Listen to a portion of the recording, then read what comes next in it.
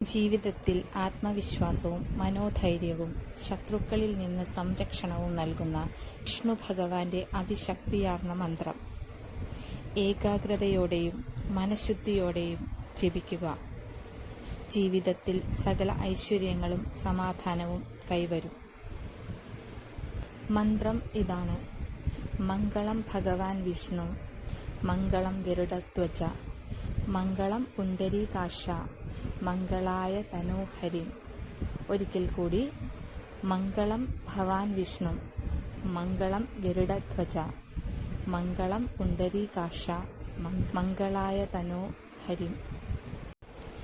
മന്ത്രം ഒരിക്കൽ കൂടി: മംഗളം ഭഗവാൻ വിഷ്ണു, മംഗളം ഗരുഡധ്വജ, മംഗളം പുണ്ടരീകാക്ഷായ, മംഗളായ തനോഹരി.